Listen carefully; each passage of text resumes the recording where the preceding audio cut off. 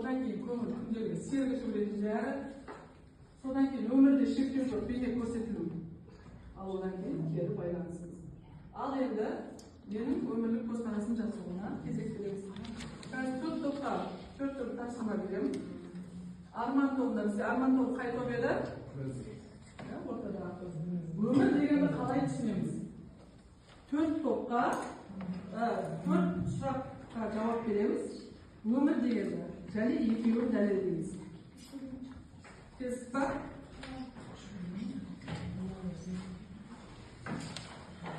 Одан кейін мақсат тобынан менің өмірге үлесім. Оған да төрт жауап, екі дәлел. Мақсат тобы бізде.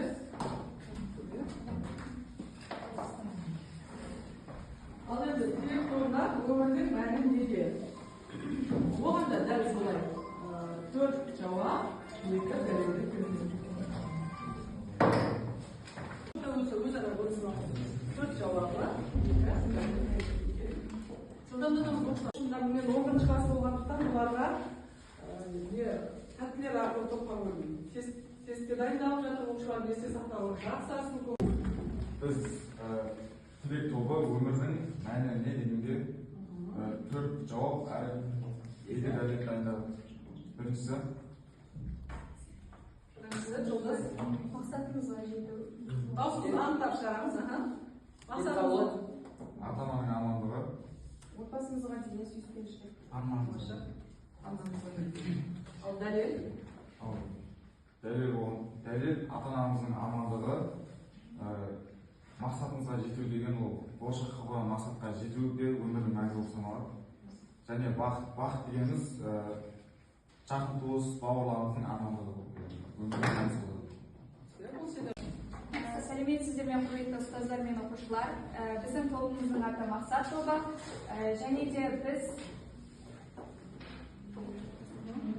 менің өмірге үлесім атты сұраққа төрт жауап, екі дәлел ұсынамыз. Ең бірінші дәлел жауабымыз білім алу. Жеке даму, отбасы құру. Қоғамға пайдалы көмек беру. Және дәлелдеріміз біз білім алу арқылы еліміздің экономикасы мен әлеуметтік жағдайын жақсарта аламыз. Және қоғамдық істерге қатыса отырып, елімізді алға жылжыта аламыз. Бақытжан, саған досың ұнамайтын бойында бір қасиет, осы досың осы қасиетін өзгертсе деген бір, осы қасиет ұнамайды деген болады ғой, ә? Оқушылар тренинг ережесін ұмытпаймыз. Үш жылдаға. Сабақтан кешкен кезде Бақытжан досын ертіп келеді. Жақсы қасиеттерді айтқан сайын айтамыз және ақшыл түстерді суға жалғастырамыз. Жақындаймыз. Бәріміз орындаймыз. Біздің досымыздың бізге ұнайтын жақсы қасиеті ол арман тобы өзіңе. Өзіңнің. Жоқ, біз мақсатымыз ғой. Мақсат, иә. Досым. Бізге ұнайтын жақсы қасиеті ақкөңілділік. Ақкөңілділік. Ағерке, сен жалғастыр. Жылдамдатамыз оқушылар. Сенімділігі. Адалдық. Тағы да басқа ашық түстерді қоссаңдар да болады. Адалдық, ымырша. Жымиып жүргендері. Иә, көңілді. Мына түстерді ол мейірімділік, иә. Судың түсі қандай болды оқушылар? Ашық, иә. Ашық түстер. Жақсы. Иә, біз жақсы қасиеттерді айтып ашық түсіп тек көңіл. Ал енді сол досыңның бойында ұнамайтын бір жаман қасиетін айтамыз да, қара түсті, тек қара түсті пайдаланамыз. Дауыстап айтамыз. Жалқаулығы. Қара түсті пайдаланамыз.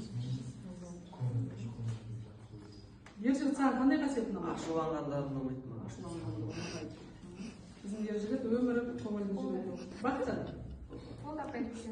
Жоқ, жалғастырамыз.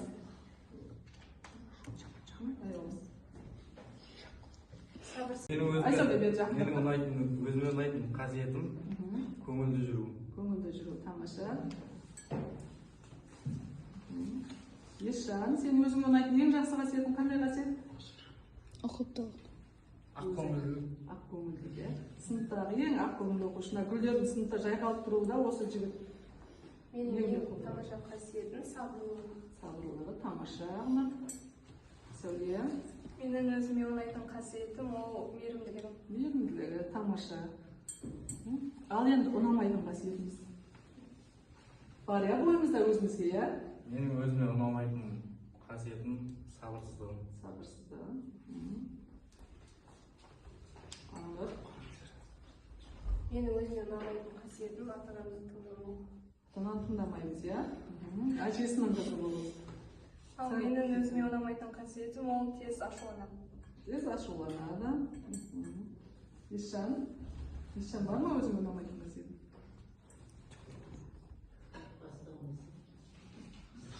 Есжан? Ұйқыластығым. Қарайсың отырағанда. Ата-ана деген адамның өміріндегі ең керемет тұлға, иә? Айта аламыз.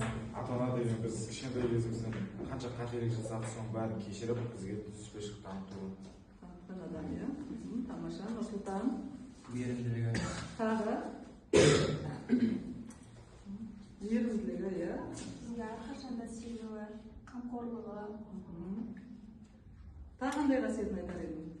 Шексіз махаббаты, иә? Ата-ананың балаға деген шексіз. Ал енді бізге ата-анамыздың бойында ұнамайтын қасиет бар ма? Бар, иә? Ал, бастаймыз. Өзге адам баласымен салыстыру. Салыстыру, тамаша. Тағы. Жалғастырамыз. Жолдас, тағы қандай қасиетін ұнайды? Бізді түсінбеуі. Түсінбеуі, тамаша. Біздің кейде бізді Қара түстер. кейде бізді бала деп ойлап жауапкершілікке не қылмау. Сенбеуі, сенімді танытпауы. Жауапкершілік танытпауы кей кездері. Сенбейді ма? Мен оқушыларым сен бұқтан әлі түсінбей жүр, мен ата-анамның болады.